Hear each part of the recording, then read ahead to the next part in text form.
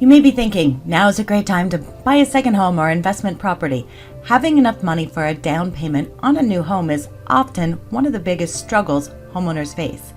You may not want to tap into your existing nest egg, and you may be wondering if it's possible to tap into the equity you have in your existing house. For some homeowners who already have a home, you can leverage some of the equity you have built up to maybe acquire another house. There are a few different options for using your equity in your existing house, and you always want to consult your accountant to find out any tax implications, and perhaps your financial advisor to find out if buying another property fits in with your long-term investment strategy. So let's look at some options you may have to tap into the equity of your existing home. The first option you may consider is to refinance your existing home with a cash-out refinance home loan. A cash-out refi allows you to tap into the equity in your home and take cash out. This cash can be used to remodel your home, pay off bills, or put your kids through college. This money could also be used as a down payment on another property. There is often seasoning requirements on your down payment funds when you buy a new home, so you'll want to check with your mortgage lender on the requirements. But refinancing your existing property may allow you to tap into your equity and use it for a down payment on another home. Interest rates on primary residences are usually lower than on investment homes. With a cash-out refinance, your total loan amount typically cannot exceed 80% of your home's value. Another way to tap into the equity in your existing house is to take out a second mortgage.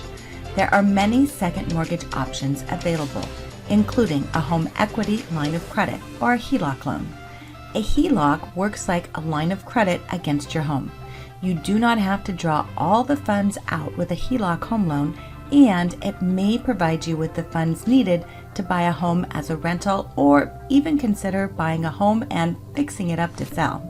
There are always potential downsides to cashing out your home equity. Depending on your overall financial circumstance, you may be able to potentially claim tax deductions for interest payments on a refinance loan tied to your primary residence. You can also potentially write off interest payments on a second lien equity loan or line of credit. Equity lines work similarly to credit cards because you have access to a revolving line of credit, and you have the option of making interest-only payments for a certain number of years. Before you begin the process, be sure to check with your accountant to find out your options.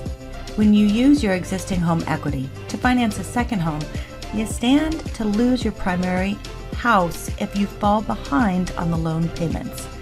Equity lines of credit usually have variable interest rates, which means your payments could skyrocket over the course of time.